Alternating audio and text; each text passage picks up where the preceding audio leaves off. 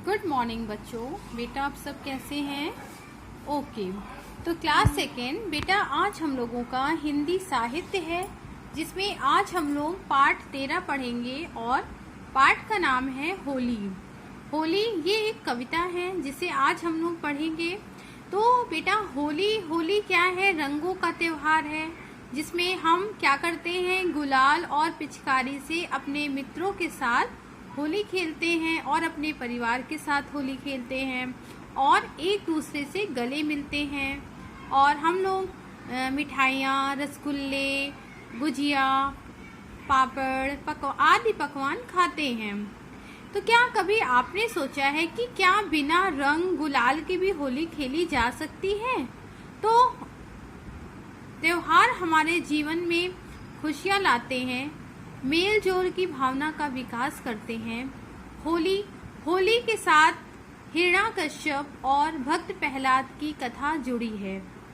होली से एक रात पहले होलिका का दहन होता है, होलिका दहन किया जाता है। तो सबसे पहले इस चैप्टर को हम लोग पढ़ेंगे, इस कविता को पढ़ेंगे, फिर इसके बारे में हम आपको समझाएंगे। ओके बेटा, देखिए। फागुन का महीना आया, होली का त्योहार है लाया। आओ मिलकर हम खुशी मनाएं, अपनों को हम रंग लगाएं। मतलब फागुन का महीना आया, फागुन का महीना कब आता है? जब होली किसमें होती है? होली फागुन के महीने में होती है और होली का त्योहार फागुन महीने में ही होता है। तो फागुन का जो महीना होता है वो होली का त्योहार लाता है। और इसमें दिया है आओ मिलकर हम खुशी मनाएं। होली में हम सभी खुशियां मनाते हैं, तो इसमें भी दिया गया है कि आओ मिलकर हम खुशी मनाएं, अपनों को हम रंग लगाएं। निकल पड़ी बच्चों की टोली, सब मिलकर गाते हैं होली। निकल पड़ी बच्चों की टोली, टोली का अर्थ होता है समूह या झुंड। सब मिलकर गाते हैं होली, कहीं है रंग संतरी पीला, कहीं है लाल गुलाबी नीला। मतलब कहीं रंग संतरी पीला, कहीं पर संतरी और पीला रंग है, तो कहीं लाल गुलाबी नीला। गुलाल कई कलरों में आता है, आप लोगों को पता होगा कि संतरी रंग है या पीला है, लाल है, गुलाब है, कई रंगों में गुलाल आता है, जिसे हम लोग होली में लगाते हैं एक दूसरे को। पानी की करे बचत हम जोली, फूलों से हम खेले होली। नए नए पकवान खाएं, किसी को ना ठेस पहुँचाएं। पानी की करे बचत हम जोली, इसमें क्या इसका अर्थ होता है कि पानी की हम करें बचत।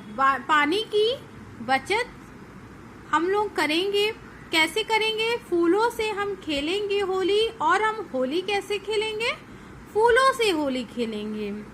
जब हम होली खेलेंगे तो किससे खेलेंगे? फूलों से खेलेंगे, जिससे क्या होगा? पानी की बचत होगी। ठीक है। और हम जोली का अर्थ क्या होता है? मित्र, दोस्त। तो पानी की करे बचत हम जोली, पानी की बचत कौन करता है? मित्र या दोस्त। और फूलों से हम खेले होली, नए नए पकवान खाएं। होली पर हम नए नए पकवान खाते हैं, जैसे मिठाइयाँ, गुजिया, पापड़ आदि पकवान हम लोग होली पे बनाते हैं और खाते हैं। किसी को ना ठेस पहुँचाएं। ठेस का अर्थ क्या होता है? दुख और तकलीफ। ओके बेटा, फिर से देखिए आप लोग। फागुन का महीना आया, होली का त्योहार है लाया। आओ मिलकर हम खुशी मनाएं, अपनों को हम रंग लगाएं। निकल पड़ी बच्चों की टोली, सब मिलकर गाते हैं होली। कहीं है रंग संतरी पीला, कहीं है लाल गुलाबी नीला। पानी की करे बचत हम जोली, फूलों से हम खेले होली। नए नए पकवान खाएं, किसी को ना ठेस पहुँचाएं। तो बेटा इस चैप्टर को, इस कविता को मैंने आपको पहले के वीडियो में भी इस कविता को पढ़ाया है और मैंने आपको इसकी होली हम लोग क्यों मनाते हैं इसके पीछे एक कहानी है वो भी मैंने आपको बताई थी। जैसे कि हमने आपको बताया था कि हिरण्यकश्यप और भक्त प्रहलाद की कथा होली से जुड़ी हुई है। भक्त प्रहलाद और हिरण्यकश्यप की कथा इससे जुड़ी हुई है, जिससे से हम लोग क्या मनाते हैं, होली का त्यौहार मनाते हैं। और मैंने आपको बताया था कि होली से एक रात पहले होलिका दहन किया जाता है। अब इसी चैप्टर का हम लोग शब्दार्थ आपसे पूछेंगे और आपको बताएंगे कि फागुन क्या होता है। इस कविता में फागुन का देखिए दिया गया है, फागुन शब्द जिसका अर्थ होता है यह एक हिंदू महीना होता है। फरवरी में ही फागुन का त्यौहार आता है, मार्च में, कि फागुन किसे बोलते हैं, एक हिंदू महीना जिसे फरवरी और मार्च में होता है। दूसरा शब्द है टोली। टोली का अर्थ होता है समूह, झुंड।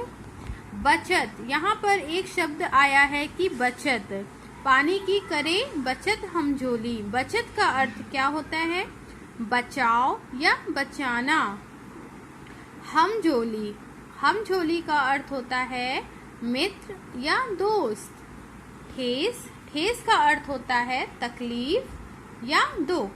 देखिए आप लोग इधर शब्दार्थ दिया गया है फागुन ये क्या है, इसका अर्थ होता है एक हिंदू महीना। टोली का अर्थ होता है समूह या झुंड। बचत का अर्थ होता है बचाव या बचाना। हमजोली का अर्थ होता है मित्र या दोस्त।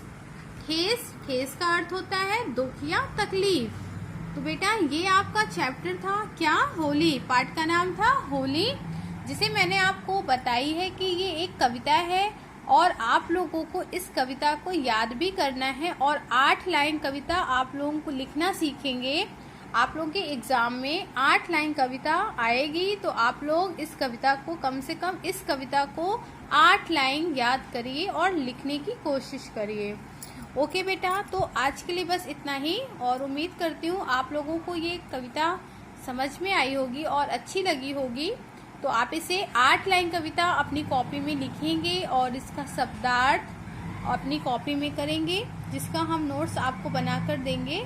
तो आप इसे अपनी कॉपी में लिखिएगा, इसे याद करिएगा और अपनी अटेंडेंस लगाइएगा। ओके बेटा, thank you so much, bye.